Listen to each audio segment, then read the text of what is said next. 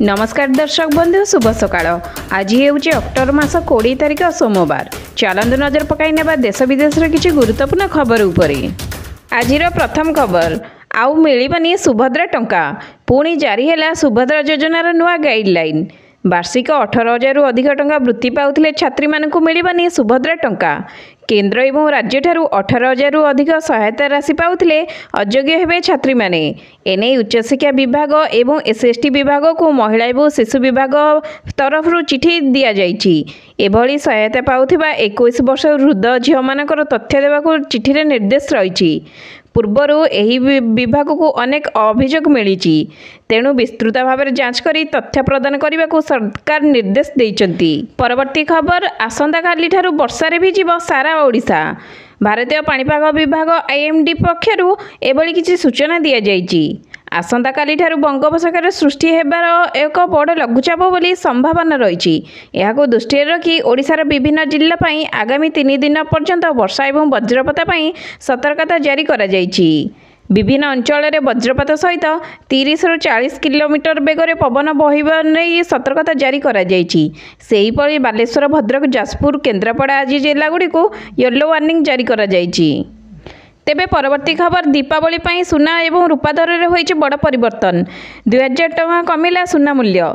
सेहीपरि भुवनेश्वर में 24 कैरेट सुना मूल्य 10 ग्राम प्रति 1,32,770 टଙ୍କା रहितिला बेले 22 कैरेट सुना मूल्य 1,21,700 टଙ୍କା को पहुंची जाइछि। तेबे आकलन करुचंदी जे विशेषज्ञ माने आगो को आहुरी दाम कमी जिवो बोली। परवर्ती खबर कटक भी लगिला दीपावली पई कटकणा। भुवनेश्वर पर कटक सहर को मिली 2 घंटा अनुमति बाण फुटाइबा पई। संध्या 7टा ରୁ राति 9टा पर्यंत बाण फुटाइबा को सहरवासी को अपील करछंती कटक डीसीपी। गलीकंदी रे पुलिस पेट्रोलिंग करिवो एवं नियम उल्लंघन कले कड़ा कार्यानुष्ठान ग्रहण करिवो कमिश्नरेट पुलिस। बाण फुटाइबा समय सतर्कता रखिबा पई से निर्देश देइछंती। सबुज बाण व्यवहार करी दीपावली को पालन करबा को डीसीपी कहछंती। काली पूजा थिबारु पूजा मंडप गुड़िकरे रहिबे पुलिस एवं कड़ा नजर रखिबे सारा सहर को। तेबे परवर्ती खबर शेष है पाकिस्तान एवं अफगानिस्तान युद्ध। तुरंत अस्त्रविरति नहीं सहमत हेले उभय पाकिस्तान एवं अफगानिस्तान। कतार रे बसिथिबा बैठक सफल होइछि बोली सूचना मिलिला। पाकिस्तान विमान आक्रमण पर जवाब देइथिला अफगानिस्तान। तालिबानी सेनार आक्रमण में जाइथिला 50 ରୁ अधिक पाक सैनिकर जीवन। प्रथमे उभय 48 घंटा पई अस्त्रविरति घोषणा करथिला मध्य आक्रमण जारी रखिथिला पाकिस्तान। एसबु पर कतार प्रतिनिधित्व चलथिबा शांति बैठक रे उभय देश युद्ध को शेष करिया पई निष्पत्ति नेइचंती। तेबे परवर्ती खबर दिल्ली रो हाल हैला बेहाल। दीपावली पूर्वर विष बलय रहिला दिल्ली। बायु नहीं जल रे दिल्ली रे सबकिछि विषाक्त। जमुना नदी जल रे भासुची विषाक्त फेण एवं दीपावली पूर्वर दिल्ली एनसीआर स्मग अटैक होइछि।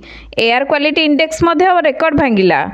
426 जाए पहुंचिला एयर क्वालिटी इंडेक्स। गत 5 दिन धरी दिल्ली वायुर गुणवत्ता क्रमागत भाव में खराब होबार लगी। आगामी दिन में दिल्ली पर समान वायु गुणवत्ता नहीं पूर्वानुमान करा जायछि। तेबे परवर्ती खबर ग्रीनिज वर्ल्ड रेकर्ड पर अयोध्या रे चली पूरा प्रस्तुति। 26 लाख दीप जलाई पुणी रेकर्ड करिब अयोध्या। गतकाली ठारू रामंक नगरी अयोध्या रे दीपोत्सव पालन आरंभ हो जाइछि। तेबे चलित थर 26 लाख ରୁ अधिक दीप जाली पुणी ग्रीनिज रेकर्ड हासिल करने योजना कर जाउछि। प्राय 26,11,101 गोटे दीप लगाजिबो। 56टी घाट समेत अयोध्या किसी महत्वपूर्ण स्थान में यही सब दीप गुड़िक लगाजिबो। मुख्यमंत्री योगी आदित्यनाथ नेतृत्व में यही कार्यक्रम आरंभ करा जाइछि। तेबे परवर्ती खबर दीपावली पई चलचंचल पुरी सहर। पवित्र दीपावली एवं पाय श्राद्ध पई श्रीक्षेत्र में काउरिया काठी जाली बड़ बड़िया डाकिबे श्रद्धालु। श्रीमंदिर सिंहद्वार प्रबल भक्तों समागम हेबो। भक्तों सुरक्षा और श्रृंखलित भाव में बड़ बड़िया डाकिबा पई पुलिस पक्षर समस्त प्रकार व्यापक व्यवस्था करा जायछि। सुरक्षा दायित्व में 28 प्लाटून पुलिस फोर्स सहित 4 जन एसीपी एवं 15 जन डीएसपी सहित 14 जन इंस्पेक्टर मुतयन होइचंती। सिंहद्वार निकट में काउरिया काठी जाली बड़ बड़िया डाकिबा पई 4टी स्थान निरूपण करा जायछि। 20 एवं 21 तारिख 2 दिन पई करा जायछि व्यवस्था। भोर 4टा ରୁ राति 10टा जाए लागू हेबो ट्राफिक कटकणा।